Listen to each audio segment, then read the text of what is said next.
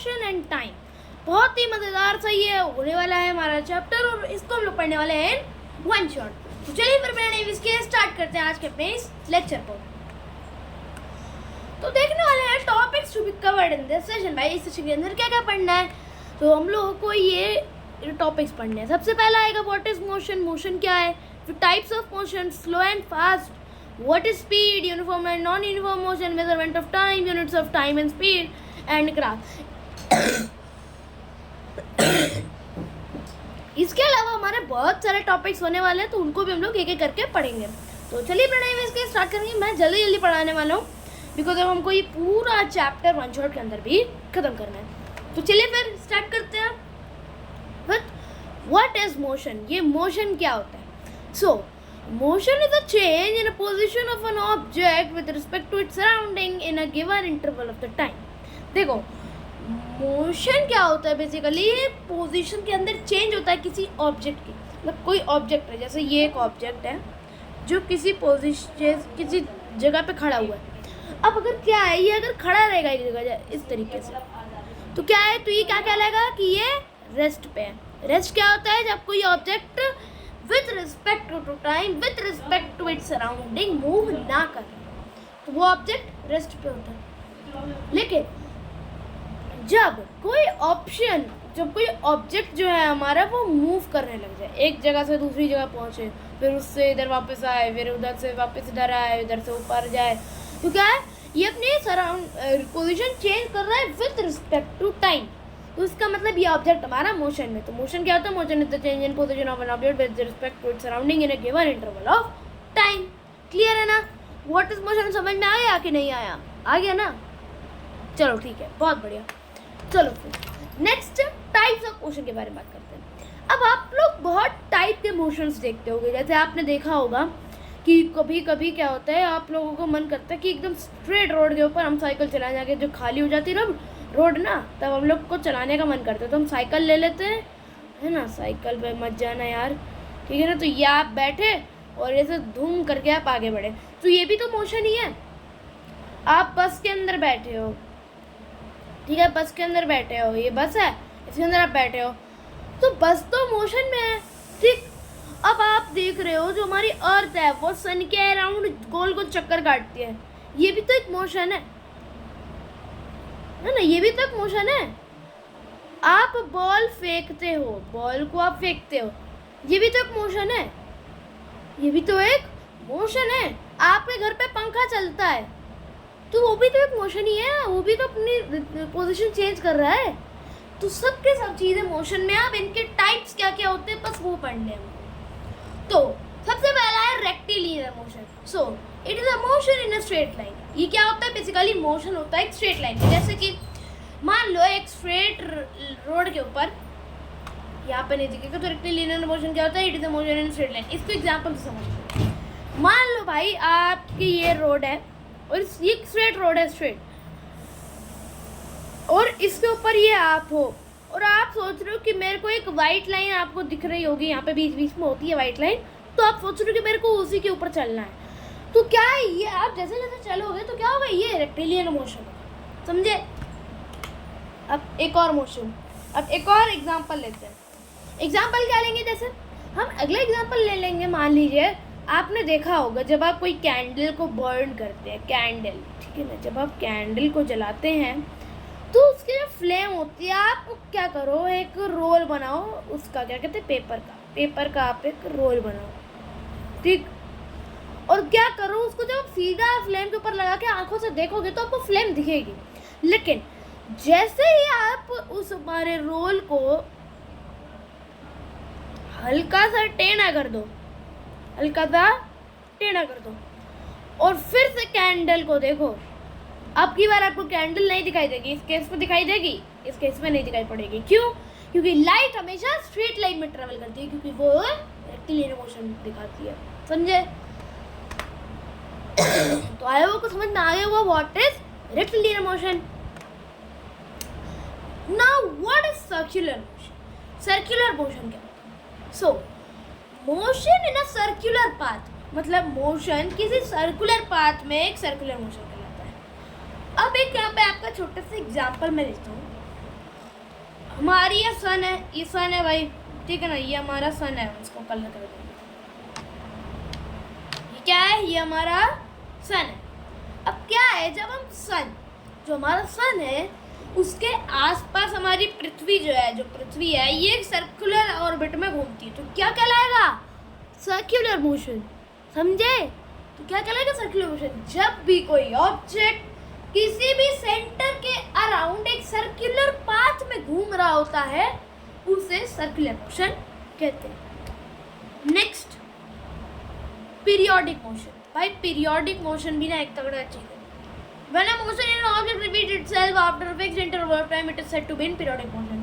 देखो, जब मोशन किसी ऑब्जेक्ट में एक फिक्स इंटरवल ऑफ टाइम के बाद रिपीट हो जाता है, वापस से सेम रिपीटेशन हो जाता है, तो वो पीरियोडिक मोशन होता है। जैसे कि आपने पेंडुलम का नाम सुना होगा, ठीक है ना, न्यूटन्स क्रैडल भी आपने देखा होगा, जिसमें क्या होता है, हमारी 5 ऐसे डॉट्स होते हैं जिन पे एक एक बॉब लगा होता है। बॉब क्या होता है भाई, बॉब एक हैवी मेटेलिक बॉल होती है जो पेंडुलम के अंदर या न्यूटन के क्रैडल के अंदर लगाई जाती है। तो आपको भारी भारी सी मेटेलिक की बॉल्स दिखेंगी जिनको आप बॉब कहते हो, और ये क्या करते हैं, जैसे आप एक बॉल को उठाओगे, अब क्या करो, मान लो न्यूटन क्रैडल की बातें करते हैं। आपने क्या किया, बस एक बॉल को इस तरीके से आपने इसके ऊपर टांग दिया। अब आप इसको क्या करो, ऊपर लेकर के जाओ पॉइंट ए तक, कोई पॉइंट ए तक आप इसको लेकर के गए, तो क्या होगा, जैसे आप उसको वहां से छोड़ोगे तो ये किसी पॉइंट बी तक जाएगा, फिर पॉइंट बी से पॉइंट ए को जाएगा, फिर पॉइंट ए से पॉइंट बी को जाएगा, पॉइंट बी से पॉइंट ए, पॉइंट बी से ये, तो इससे क्या होगा, ये रिपीट होता रहेगा। तो ये क्या कहलाएगा, एक periodic motion after fix interval. मतलब हर एक फिक्स इंटरवल होगा, ऐसा ही नहीं होता रहेगा रिपीट, हाँ एक फिक्स इंटरवल में रिपीट होगा, समझे। Next, non periodic motion. अब नॉन पीरियोडिक मोशन क्या है भाई, जब मोशन एक ऑब्जेक्ट में अपने आप को रिपीट नहीं करता after fix interval of time, तो ये नॉन पीरियोडिक मोशन होता है। जैसे जैसे जैसे जैसे क्या भाई, आप देख लो, नॉन पीरियोडिक मोशन में मतलब ये पीरियोडिक का ऑपोजिट है, मतलब ये एक फिक्स इंटरवल ऑफ टाइम पे रिपीट नहीं होगा। जैसे जो आप देखते हो, जो हमारा मुर्गा होता है, जब ये ऐसे चलता है तो आप देखते होंगे कि कभी कभी रुक जाता है, कभी कभी चलता है, कभी कभी रुक जाता है, कभी कभी चलता है, तो ये क्या है, रिपीट नहीं होता। दूसरा, अब ये एग्जाम्पल अगर आपको नहीं समझ में आता है तो अब सीधी सी चीज़ है, आप ये देखो, कार जो होती है, कार आपने देखी है ना, कार को आप आगे लेके जाओ, पीछे लेके आओ, आगे लेके जाओ, पीछे लेके आओ। अब क्या है, ये आप एक फिक्स इंटरवल में नहीं कर पाओगे। क्या है, जो हमारी कार है, जो भी कार है हमारी कार, इसको आप आगे लेके जाओगे, पीछे लेके जाओगे, आगे लेके जाओगे, पीछे लेके जाओगे, तो क्या है, जैसे ही इसको आगे लेके जाओगे तो ये आगे बढ़ेगी, फिर पीछे बढ़ेगी, तो ये क्या है। लेकिन आप क्या करो, एक थोड़ी देर के लिए इसको छोड़ो, फिर आगे बढ़ा के पीछे करो, फिर थोड़ी देर के लिए छोड़ो, फिर आगे बढ़ा के पीछे करो। तो जब तक आप आगे बढ़ा के तुरंत पीछे कर रहे थे, फिर आप पीछे जाके तुरंत आगे कर रहे थे, तो आगे पीछे जैसे ही आप कर रहे थे, तो क्या था, वो पीरियोडिक मोशन। लेकिन आप आगे जाओ, रुक जाओ, फिर पीछे आओ, रुक जाओ, आगे जाओ, रुक जाओ, पीछे आओ, रुक जाओ, तो क्या होगा, ये नॉन पीरियोडिक मोशन हो जाएगा। ये क्या होगा, फिक्स इंटरवल पे नहीं होगा, ठीक। तो आई होप आपको क्लियर हो चुका होगा what is non periodic motion. Rotational motion, so rotational motion is a motion of an object around a fixed axis without changing its position।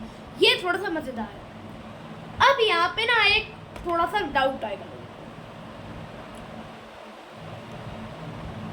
जो हमारी धरती है, धरती माँ है ना, जो धरती है, ये कैसा मोशन करती है अराउंड सन, सर्कुलर मोशन या रोटेशनल मोशन, सोच के बता। आई होप आपका आंसर आ गया होगा। तो सब लोग कह रहे होंगे ऑब्वियसली भाई सर्कुलर मोशन। अब मैं आपसे पूछता हूँ कि अर्थ क्या मोशन करती है, अर्थ कौन सा मोशन करती है, तो भी आप बोलोगे सर्कुलर मोशन। नहीं, आपने देखा होगा कि जो हमारी अर्थ होती है वो अपनी फिक्स्ड एक्सिस पे रिवॉल्व भी तो करती है। तो जब कोई चीज एक फिक्स्ड एक्सिस के अराउंड रिवॉल्यूशन करती है तो वो क्या कहलाता है? बोलो बोलो, क्या कहलाता है? क्या कहलाता है? Rotational motion. समझे कि नहीं समझे? ये क्वेश्चन आपसे पूछा जा सकता है। ठीक, rotational motion is an motion of an object without changing its position. मतलब पोजीशन चेंज नहीं करेगा। मतलब आपके पास अगर घूमने वाली व्हील चेयर है तो आप एक काम करो, उसको घुमाओ, तो अब क्या होगा? एक ही जगह खड़े रहोगे, पोजीशन नहीं चेंज होगी, लेकिन आप फिक्स ऐसे रिवॉल्व करते रहोगे। क्या होगा? वो रोटेशनल मोशन कहलाएगा। क्लियर है ना? रोटेशनल मोशन क्लियर हुआ कि नहीं हुआ? हो गया ना? ठीक है, नेक्स्ट। तो टाइप्स ऑफ मोशन कंप्लीट करने के बाद slow and fast. So what is slow and fast? It is a common experience that a motion of some objects is slow while some others is fast. देखो, जैसे आपने एक बचपन में कहानी पढ़ी होगी कछुआ और क्या कहते हैं हमारे खरगोश की। अब क्या होता है ना कि जो खरगोश है ये तेज भाग लेता है और जो हमारा कछुआ है वो बेचारा धीमे धीमे चलता है। नाम ही इसका कछुआ है तो धीमे धीमे ही चलेगा। और खरगोश जल्दी जल्दी भाग जाता है, फिर थोड़ी रेस्ट करता है। वो कहानी आपकी अलग से है, वो मैं नहीं बताने वाला है। और खुद सोचो, खरगोश तेज चल लेता है, तेज। यहाँ पे मैंने वर्ड यूज किया तेज, ठीक है ना? मैंने क्या वर्ड यूज किया? तेज। और मैंने यूज किया वर्ड धीमा। तो तेज तेज जो चलेगा वो फास्ट होगा, जो धीमा चलेगा वो स्लो होगा। समझे? तो कछुआ क्या था? स्लो। और हमारा तेज कौन था? फास्ट कौन था? रैबिट। समझ गए? और ये कॉमन एक्सपीरियंस होता है जो हर कोई जानता है। भाई अब कारों से रेसिंग लगाते हो तो अब क्या कहते हो कि this car is faster than it.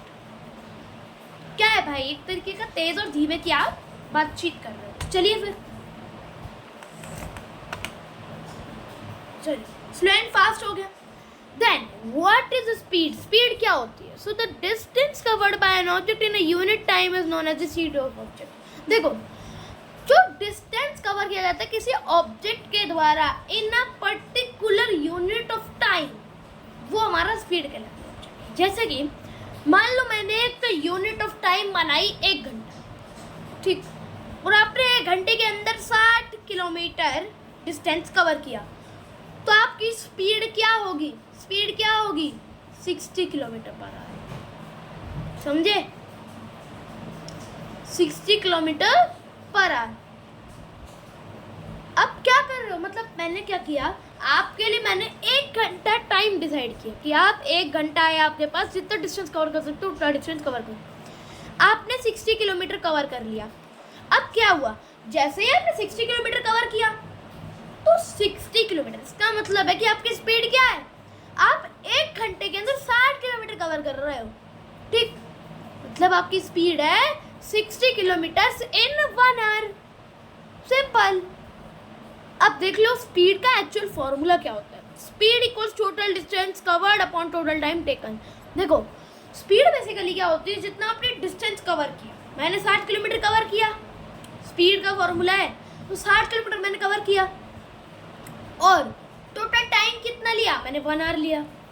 अब क्या है, जो आपके यूनिट्स होती हैं, जिस प्रकार की यूनिट्स है, जैसे ऊपर अगर आपका टाइम मतलब आपका जो डिस्टेंस है वो किलोमीटर में है और आपका टाइम आवर में है, तो आपकी जो यूनिट आएगी स्पीड की वो क्या है कि किलोमीटर पर आवर। तो इसका आंसर क्या है? 1/60 होता है, तो 60 किलोमीटर्स पर आवर। ठीक, यहीं पे अगर मैं आपसे आके बोलूँ कि भाई आपके पास 3 घंटा है, 3 आवर्स, और आपने इस पर कितना कवर किया? 180 नहीं, आपके पास 3 आवर्स हैं और आपने उसमें कवर कर लिया 240 किलोमीटर्स, और आपसे पूछ लिया मैंने स्पीड क्या है, तो स्पीड क्या होती है? Total distance covered 240 kilometres, total time taken 3 hours, divide कर दो 80 आया, तो इसका मतलब हमारी जो स्पीड आएगी वो आएगी 80 किलोमीटर्स पर आवर। ठीक, अगर ये मीटर होता और ये सेकंड होता तो 3 सेकंड में 240 मीटर्स कितनी आती? 80 मीटर्स पर सेकंड। हालांकि इतनी किसी की स्पीड नहीं होती, ठीक, सिवाय लाइट को छोड़कर। लाइट की स्पीड तो अनोखी है भाई। चलो, uniform and non uniform motion. So uniform and non uniform motion क्या होता है? यूनिफॉर्म मोशन होता है जब कोई ऑब्जेक्ट की कोई particular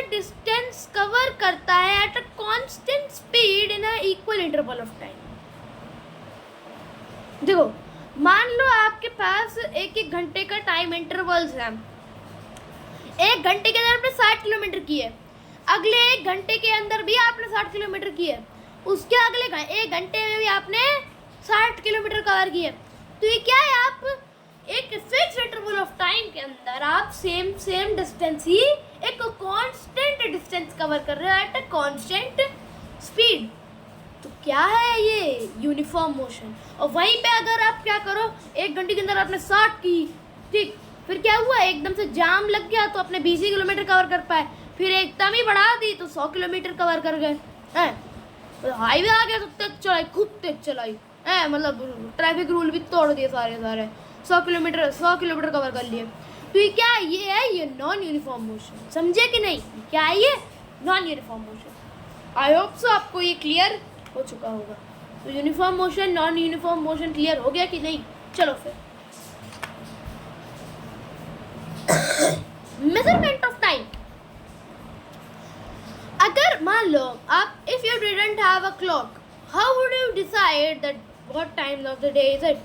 However, you wonder how our elders could tell the approximate day by just looking at the shadows. How do we measure the time interval of a month, a year? तो देखो, पहले के time पे, मतलब आज से 400-500 साल पहले 13वीं शताब्दी के समय में क्लॉक्स तो होती नहीं थी। क्लॉक्स नहीं होती थी तो क्या होगा भाई, टाइम कैसे पता चलता होगा उन लोगों को? तो आपने यहाँ देखा है क्या कि जो हमारे बड़े लोग हैं, जैसे हमारे पापा, हमारे दादा, हमारे परदादा, अगर आप वो अभी भी जिंदा हो तो कोई बात नहीं, तो जब आपके अगर परदादा या दादा लोग जो हुआ करते थे, वो आपने देखा होगा कि वो सिर्फ शैडोज को देख के पता लगा लेते थे कि कितना टाइम हुआ है। शैडो देखिए, अगर इधर को कोई 5 बज रहे हैं, इधर को कोई 6 बज रहे हैं, कैसे पता कर लेते थे? और वो किस तरीके से एक महीना मेजर करते थे, 1 साल मेजर करते थे। तो उसके लिए फिर आपके लिए क्या है, the time between one sunrise and the one next day is called a day. Similarly, a month was measured from one new moon to the next. देखो, टाइम हमारा जो डे का एक डे होता था हमारा, वो क्या होता है, एक सनराइज से लेकर के नेक्स्ट सनराइज तक हमारा एक डे कहला जाता था। और इसी तरीके से जो मंथ होता था वो क्या कैसे मेजर किया जाता था, एक नए महीने, एक नए मून, न्यू मून जानते हो ना, न्यू मून क्या होता है, ठीक, अमावस्या आप जिसको कहते हो, अमावस्या, सॉरी पूर्णिमा, जिसको आप पूर्णिमा कहते हो, वो हमारा न्यू मून होता है। तो पहले पूर्णिमा से लेकर के अगली पूर्णिमा तक हमारा 1 महीना रख दिया हमने। और ईयर क्या होता है, एक कंप्लीट चक्कर जब हमारा सन अर्थ के अराउंड ऑर्बिट में, मतलब एक हमारा जो अर्थ है वो सन के ऑर्बिट में जब पूरा एक चक्कर लगा लेता है तो वो हमारा 1 साल हो जाता है। लेकिन कभी कभी हमको ज़रूरत हो जाती है कि हम लोग एक दिन से छोटे इंटरवल्स की ज़रूरत, हमें इनको मेजर करने की ज़रूरत पड़ जाती है। जैसे क्लास, मतलब आपका मान लो स्कूल 8 बजे है और उस समय क्लॉक नहीं है आपके पास, तो क्या आप अगर मान लो 10 मिनट लेट हो गए आप स्कूल पहुँचने में, तो क्या हुआ होगा उस 10 मिनट में? आपको नहीं पता हो, तो आपको मिनट का भी पता होना चाहिए, आपको टाइम का भी पता होना चाहिए। तो आपको दिन से भी छोटे छोटे घंटे, मिनट, सेकेंड, इन सब के बारे में पता होना ज़रूरी है। तो इसीलिए क्लॉक्स और watches are perhaps the most common time measuring devices. आपके टाइम पे तो क्लॉक्स, वॉचेस, हाथ पे घड़ी पहन ली, तो टेक्न के टाइम पे देखिए, हाँ टच 3:27 मिनट, 3:27 और 6 सेकेंड हो रहे हैं, ऐसे बताते हैं आप लोग, ठीक। लेकिन उस समय के लोग सिर्फ शैडोज को देख के अप्रॉक्सीमेट टाइम बता देते थे। शैडो इधर जा रही है तो 3:30 के आसपास हुआ होगा, इधर जा रही तो 5 तो बज ही गए होंगे, ठीक है, इस तरीके से। चलिए फिर, अब एक सिंपल पेंडुलम क्या होता है? The working of all clocks is random complex. जो जितनी भी क्लॉक्स होती है ना, वो बहुत ज़्यादा कॉम्प्लेक्स मैकेनिज्म पे वर्क करती है, लेकिन उनमें कहीं ना कहीं किसी पीरियोडिक मोशन का यूज़ होता है। जैसे एक पेंडुलम होता है, one of the most well of the periodic motion is that of a simple pendulum. Pendulum आपने देखा होगा, आप घर पे भी बना सकते हो। आपके पास कोई बॉल हो, उसके ऊपर आप उसको थोड़ा सा खोलो, उसके अंदर धागा फंसा दो और उसको फिर आप ऐसे ऐसे इसको हिलाओ, तो क्या होगा, वो सिंपल पेंडुलम की तरह मूव करेगा। क्या होगा, ऊपर जाएगी फिर नीचे आके, ऊपर जाएगी फिर नीचे आके, ऊपर जाएगी, तो क्या होगा, एक पीरियोडिक मोशन आपको देखने को मिलेगा इस तरीके का, ऐसे कुछ बनेगा, ठीक। ये टू एंड फ्रो मोशन होता है। सिंपल पेंडुलम जो होता है ये हमारा टू एंड फ्रो मोशन होता है, ठीक। और ये हमारा एक periodic and an oscillatory. Oscillatory का मतलब क्या होता है, एक ही जगह पे आगे पीछे हिलना। जैसे जो बॉब है, जो बॉब होता है हमारा बॉब, जैसे ये है तो नीचे ये हमारा कोई बॉब है, इसको हमने जहाँ पे बॉब है इसको हमने कोई पॉइंट ओ माना, ऊपर लेके गए पॉइंट ए तक, तो क्या वो जैसे ही आप छोड़ोगे तो ये आगे जाएगा पॉइंट बी तक और फिर से वापस आएगा। तो क्या है, जब कोई चीज़ आगे जाती है फिर से पीछे आती है, आगे जाके पीछे आती है, आगे जाके पीछे आती है, तो वो क्या कहलाता है, ऑसिलेटरी मोशन। वो ऑसिलेट कर रहा होता है, ऑसिलेट कर रहा होता है। और ये पीरियोडिक मोशन भी आपको जैसे कि पता है। सो तो pendulum said to be have one complete oscillation when its bob starting from its mean position। Mean position क्या होती है, ये जहाँ पे ये नॉर्मल पोजीशन में खड़ा होता है ना, ये मीन पोजीशन कहलाती है। मूव्स टू ए तक पहुंची, to B and back to O, तो ये क्या कहलाता है हमारा, एक oscillation, one oscillation. So time taken by the pendulum to complete one oscillation, मतलब जो पेंडुलम हमारा टाइम ले रहा है वन ऑसिलेशन कंप्लीट करने के लिए, वो उसका टाइम पीरियड कहलाता है। जैसे यहाँ से इसने ओ से शुरुआत करी ए तक जाने के लिए, अब ए से जैसे ही बी तक गया तो मान लो 1 सेकंड में गया और फिर एक आधे सेकंड में यहाँ पहुँच गया। सो 1.5 सेकंड इसका टाइम पीरियड, समझ गए। अब units of time and speed, भाई टाइम और स्पीड की यूनिट्स क्या क्या होती है। So units of time, basic unit of time includes, भाई देखो बेसिक यूनिट जो होती है ना टाइम की वो क्या होती है, मिनट, आवर, आर बोलते हैं वैसे, इसे आवर नहीं are, days, weeks, months, years and और भी चीज़ें होती हैं, ठीक है ना, सेकेंड्स, और भी हमारी इसी तरीके की और भी टाइप की हमारी यूनिट्स होती हैं टाइम। अकॉर्डिंग टू हम लोग अकॉर्डिंग टू जिस तरीके की हमारी नीड है उसके अकॉर्डिंग में यूज़ करते हैं। जैसे मैं बोलना चाहता हूँ कि मम्मी को लग रहा है कि हमने पढ़ाई नहीं करी है, अब हम कहेंगे कि मम्मी मैं पिछले 1 घंटे 1 आवर से पढ़ाई कर रहा हूँ, ठीक। अब अगर कोई आपसे पूछो तुम यहाँ कब से रह रहे हो, तुम बोलोगे जैसे अभी मैं नया शिफ्ट हुआ हूँ, मैं 6 महीने से यहाँ रह रहा हूँ, 6 महीने से यहाँ रह रहा हूँ। अरे मेरे को तो बहुत टाइम हो गया, मैं तो 6 साल से यहाँ रह रहा हूँ। अरे ज़्यादा दिन नहीं हुए, मेरे को यहाँ 3 हफ्ते हुए हैं बस, 3 हफ्ते के लिए आया हूँ मैं, 3 हफ्ते के लिए मैं यहाँ आया हूँ। तो ये सब क्या है, ये यूनिट्स है, समझे।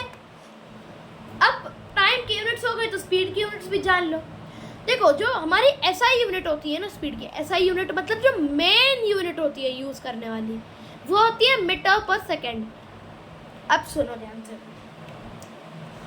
अब मान लो आपने क्या किया, मैंने आपको क्या बताया था अभी तक, जब स्पीड मैंने आपको पढ़ाई थी तो मैंने आपको क्या बताया था कि आपने 3 घंटे के अंदर 240 किलोमीटर कवर किए, तो आपकी स्पीड कितनी है, 80 किलोमीटर पर आवर। अब 80 किलोमीटर पर आवर क्यों आई, मीटर पर सेकेंड क्यों नहीं। देखो जिस प्रकार की हमारी यूनिट्स होंगी डिस्टेंस और टाइम में, उसी तरीके की हमारी यूनिट आएगी फिर स्पीड में। देखो हमारा जो डिस्टेंस था यहाँ पे वो आवर में थी, और हमारा डिस्टेंस जो था हमारा वो हमारे किलोमीटर्स में थी, और हमारा जो टाइम था वो आवर्स में था। तो इसका मतलब हमारी क्या आएगी, किलोमीटर्स ऊपर नीचे आर, तो किलोमीटर पर आर, ठीक। अब आप खुद सोचो ना, मैंने 60 किलोमीटर अगर 1 घंटे में कवर किए हैं, 1 घंटे में कवर किए हैं, तो इसका मतलब क्या है, मेरी स्पीड है 60 किलोमीटर्स इन 1 आवर। तो 60 किलोमीटर्स पर आवर मतलब हर घंटे में 60 किलोमीटर, बस यही हमारी स्पीड है। और भी होती है मीटर पर second, miles per hour, MPH, ठीक है ना, MPH होती है हमारी माइल्स पर आवर, ठीक है ना, किलोमीटर्स पर आवर, मीटर्स पर second, MPH miles per hour भी होती है, ठीक है ना। इसी तरीके से हमारी और भी यूनिट्स हो सकती है। ग्राफ्स की बात कर लेते हैं, one of the last topics को जल्दी जल्दी खत्म करेंगे। तो डिस्टेंस टाइम ग्राफ, अब जो DT ग्राफ होता है ना, डिस्टेंस टाइम ग्राफ, इस ये अलग ही है। इसमें क्या होता है, तो डिस्टेंस होता है। अब Y एक्सिस और X एक्सिस क्या होती है ये आपको पता होना ही चाहिए। सो जब आप ग्राफ की बात करते हो तो ये क्या कहलाती है, ये हमारी X एक्सिस और ये हमारी वाई एक्सिस, ठीक है ना, ये हमारी Y axis, X axis Y axis. तो क्या होता है, वाई एक्सिस पे हमारा डिस्टेंस आता है, जैसे कि 60 किलोमीटर्स, 120, 180, इस तरीके से। एंड टाइम हमारा इधर आता है 1 आवर, 2 आवर, 3 आवर। तो इधर क्या आएगा, डिस्टेंस, इधर क्या आएगा, टाइम। तो ये हो गया ना dt graph, distance time graph. अब क्या होगा, जैसे जैसे आप इसको आप जानते होगे कैसे प्लॉट करने होती हैं चीज़ें, तो आप इसको इस तरीके से लेके जाओ, इसको भी इस तरीके से हम लोग लेके जाएंगे। तो आपको क्या देखने को मिलेगा, अगर यूनिफॉर्म मोशन है तो आपको dt ग्राफ के ऊपर स्ट्रेट लाइन देखने को मिलेगी। लेकिन अगर नॉन यूनिफॉर्म मोशन है ना, तो आपको कहीं ना कहीं से वो टेढ़ी बकौची आपको देखने को मिलेगी, ठीक। तो ये हो गया डिस्टेंस टाइम ग्राफ, समझे। बार ग्राफ सभी जानते हो क्या होता है भाई, देखो एक्स एक्सिस वाई एक्सिस है। अब देखो जैसे एक्स एक्सिस वाई एक्सिस, ये हमारी एक्स एक्सिस वाई एक्सिस, ठीक है ना। वाई एक्सिस लिखना होता है, मैं 4 लिख देता हूँ। सो वाई एक्सिस है। अब क्या है, जैसे मान लो इस तरीके से आपके बार्स बने होंगे, ठीक है। मान लो ये 2, 4, 6। अब क्या है, जैसे कि मान लो हमारे ओवर्स दिखा रहे हैं यहाँ 1, 2, 3 और यहाँ रन्स दिखा रहे हैं। पहले ओवर में 4 रन्स, दूसरे ओवर में 6 रन्स और अगले ओवर में 5 रन मान लो, क्योंकि इसके बीच में आ रहा है तो 5 रन। तो ये क्या है, बार ग्राफ है, जिसके अंदर हम लोग बार्स का, हॉरिजॉन्टल बार्स का, सॉरी वर्टिकल बार्स का यूज करते हैं, ठीक। और वो किस तरीके के, रेक्टेंगुलर। पाई चार्ट सब जानते हो, सर्कल होगा, एक सेंटर पॉइंट होगा जिससे डिवीजन किया जाएगा। जैसे कि आपने देखा होगा, जैसे आपने जब हमारी एयर की कॉम्पोजिशन पढ़ी होगी तो किस तरीके का दिखाता है, नाइट्रोजन 78% है ना, नाइट्रोजन ये हमारी आएगी इतने में, ऑक्सीजन 28% समथिंग है ना, 21% एंड बचा हुआ पार्ट हमारा 1%। तो ये क्या होता है, ये है पाई चार्ट, जिसके अंदर सेक्टर्स का यूज करके हम लोग डाटा को रिप्रेजेंट करते हैं। सिंपल। लाइन ग्राफ नाम सुन के ही पता चल रहा है भाई, लाइन होंगी। जैसे कि कोई अपने चीज़ें प्लॉट करी, 120, 240 है ना, एंड देन हमारा 240 के बाद क्या आना चाहिए, हमारा 360। अब क्या है, मान लो हमारा ये 2 घंटा, 4 घंटा, 6 घंटा। अब क्या है, ये इस तरीके से आएगा, ये हमारा कुछ यहाँ आएगा, ये है हमारा कुछ यहाँ पे आएगा। तो क्या होगा, यहाँ से शुरू होगा, इधर जाएगा, इधर जाएगा और इधर जाएगा। इस तरीके से हमारा ये एक लाइन ग्राफ बन जाएगा। Easy PG, lemon squeezy. क्या ही दिक्कत थी इसमें, कोई दिक्कत नहीं थी, हो गया ना, समझ में आ गया लाइन ग्राफ, कोई दिक्कत तो नहीं है। Thank you, chapter finish. देखा ना भाई, कितना easy peasy lemon squeezy chapter था। ये इमोजी देख रहे हो, ये आपके लिए है, ठीक। आई होप आपको जितनी भी चीज़ें मैंने पढ़ाई होंगी इस चैप्टर के अंदर, वो सब आपको समझ में आ गई होंगी। तो देखेंगे हम लोगों ने कहाँ से क्या पढ़ा हुआ है। देखो, मोशन एंड टाइम यहाँ से शुरुआत करी थी, फिर हम लोगों ने पढ़े कि क्या क्या पढ़ेंगे इसके बाद, what is motion, types of motion, rectilinear, circular, periodic, non periodic, rotational, slow and fast, speed, measurement of time, simple pendulum, units of time and speed, distance time graph, bar graph, pie chart, line graph, and the last but not the least, thank you very much for stay connected, ठीक। तो इसी के साथ मिलूंगा जल्दी आपसे अपने अगली वीडियो में, तब तक के लिए stay connected, keep learning, thank you very much।